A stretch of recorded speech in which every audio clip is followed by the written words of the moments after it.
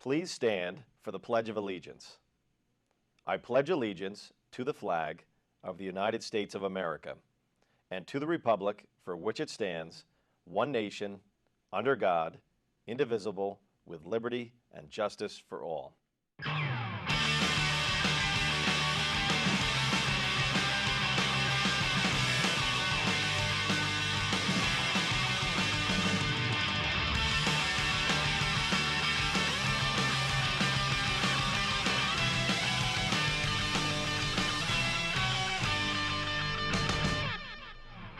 Good morning, Knolls. Today is Tuesday, January 21st, and welcome to another edition of News from the Nest. I'm your host, Claren Moore, and here are the top stories of the day. On this day in history, King Louis XVI was executed by means of guillotine after being convicted of high treason from a nearly unanimous vote by the National Convention. His wife, Marie Antoinette, would be executed in the same manner later that year. These executions were arguably the climax of the French Revolution, although they weren't close to the last to be executed during the Bloody Revolution. In national news, yesterday there was a gun rally held at Virginia's Capitol in support of Second Amendment rights. When the rally was first announced, local police and administrators were fearful of possible extremist violence, similar to what happened 3 years ago in Charlottesville. In response, Richmond's police responded by patrolling the scene. However, the rally remained peaceful and anti-extremist the whole time.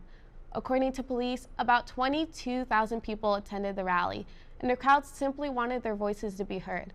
About 6,000 were part of the official rally, and the rest remained outside the protest. For those outside, they were in an open carry area, which led many to come heavily armed with their weapons as a part of the protest. Most came to protest the protection of the Second Amendment. Virginia has recently been trying to enact legislation that would restrict access to firearms. For example, Governor Ralph Northam declared a state of emergency last week, temporarily banning open and concealed weapons. This emergency was declared partially due to the potentially violent rally. During the protest, the crowd was heard shouting, "Northam out," in response to his actions. Overall, citizens are grateful that the rally was peaceful and calm. In world news, on Sunday, almost 75 drug cartel members escaped a prison in Paraguay. The prisoners escaped through a tunnel, which took them weeks to create. When the prison was investigated after the escape, police found over 200 bags of sand from the tunnel. This made it very clear to investigators that guards were aiding the criminals, and it was later confirmed. Apparently, the Brazilian cartel paid guards up to $80,000 to help the prisoners in their escape. This is a warning sign to the country because for years, the Brazilian cartel had been smuggling illegal items through Paraguay into Brazil. Now the cartel has connection to Paraguay security agencies, possibly giving them more power and influence in Paraguay. According to officials, they had known a month in advance of prisoners trying to escape, but they were unable to be stopped. Officials are continuing to look deeper into the situation. In MK Sports, we would like to congratulate the girls' varsity basketball team for their victory over West Morris. The team was led by Emily Mitterotunda's 28 points and Kate Walsh's 8 rebounds.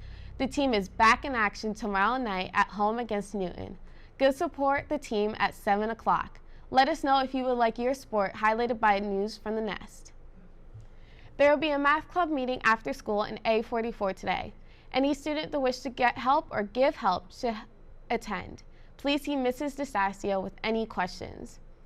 Today's word of the day is puissant, which means having great power, authority, or mastery. For example, I think he will become a puissant businessman. That's your news for the day, MK. Tune in Thursday for another edition of News from the Nest.